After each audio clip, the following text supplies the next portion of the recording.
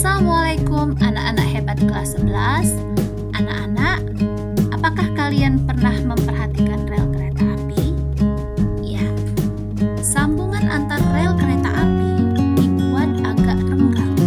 Itu untuk memberikan ruang saat rel mengalami pemuaian. Nah, pada kesempatan kali ini kita akan membahas tentang pemuaian zat ya. Pada zat padat, zat cair, dan zat gas. Kemudian nanti di akhir kita juga akan membahas tentang perbedaan kalor. Selamat belajar. Anak-anak, pada umumnya setiap zat akan memuai jika dipanaskan, kecuali air. Jika dipanaskan dari 0 derajat Celcius sampai 4 derajat Celcius, malah akan menyusut ya. Sifat keanehan air seperti ini disebut dengan anomali air. Yang grafiknya bisa kita lihat pada slide ya. Pada grafik ya, itu bisa kita lihat bahwa pada suhu 4 derajat Celcius itu volume air terkecil, tetapi massa jenis airnya terbesar karena antara volume dan massa jenis itu berbanding terbalik. Karena pada zat cair hanya mengalami pemuaian volume, maka pada pemuaian zat cair hanya diperoleh persamaan berikut ya. Pt itu adalah volume akhir, P0-nya volume awal, gamma itu adalah koefisien muai volume, delta T itu perubahan suhu, kemudian delta P ini adalah muai volume.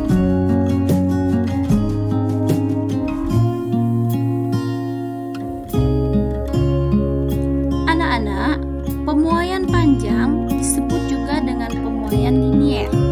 Pemuaian panjang zat padat berlaku jika zat padat itu hanya dipandang sebagai satu dimensi. Artinya, zat padat itu hanya mengalami pemuaian dalam arah panjang saja. Contohnya batangan besi ya. Berikut ini adalah persamaan-persamaannya.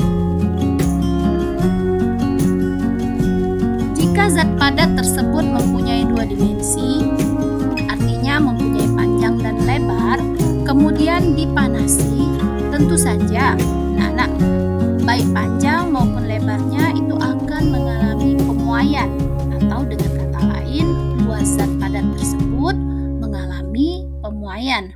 Contohnya kaca jendela ya akan mengalami pemuaian luas jika terpapar sinar matahari. Berikut ini adalah persamaan-persamaannya.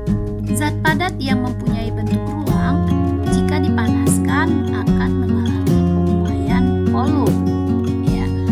Contohnya pada kaleng makanan atau minuman. Kemudian pada bejana ya yang dipanaskan.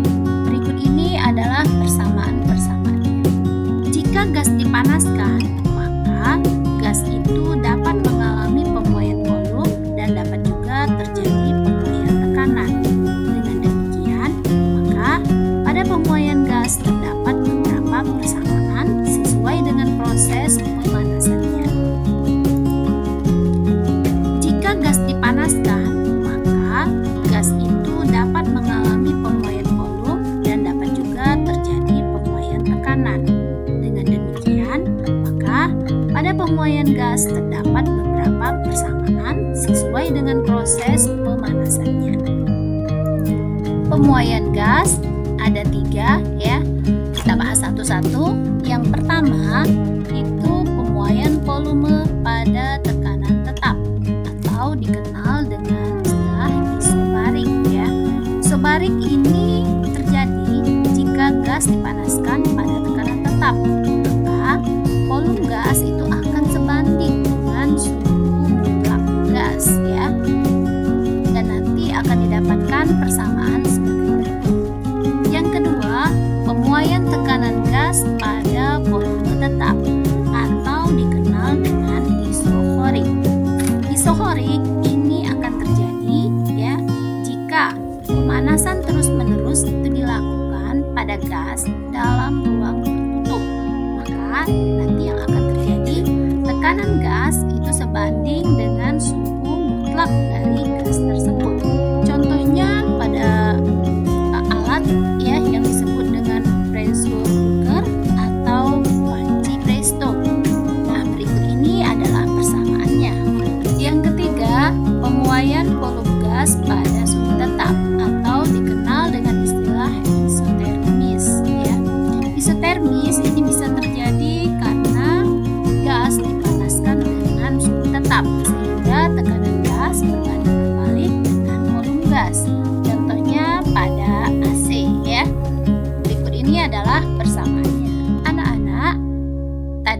kita sudah membahas ya persamaan jika 3 besaran dari gas, yaitu tekanan, volume, dan suhu tetap.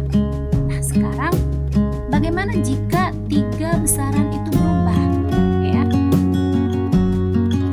Apakah persamaannya sama? Tentu tidak ya.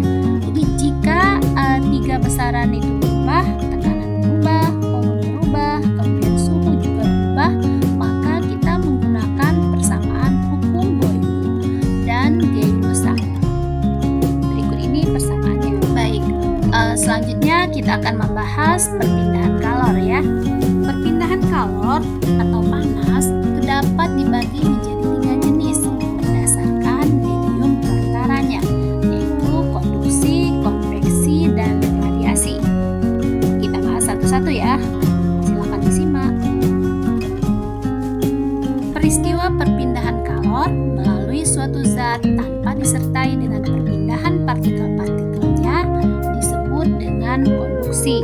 Ya, contohnya jika besi dipanaskan, kemudian seperti kita lihat pada video, ya, ini yaitu mentega yang dipanaskan dan lain sebagainya.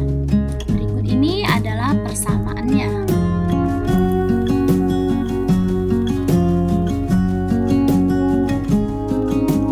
Anak-anak, peristiwa perpindahan kalor yang disertai perpindahan massa atau perpindahan partikel-partikel zat perantaranya disebut dengan aliran kalor secara konveksi.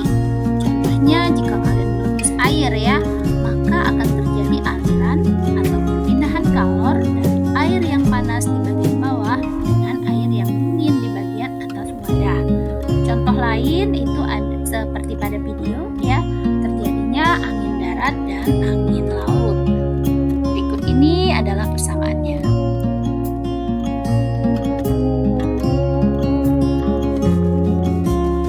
Anak-anak, saat kalian berkumpul di sekitar api unggun, maka kalian akan merasakan panas dari api yang menyala. Peristiwa perpindahan kalor tanpa zat perantara disebut dengan radiasi, ya. Contoh lain itu adalah pancaran sinar matahari.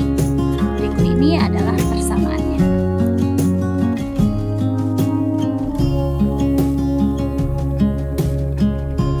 Baik anak-anak, kita sudah menyelesaikan pembahasan tentang pemuaian zat dan perpindahan kalor.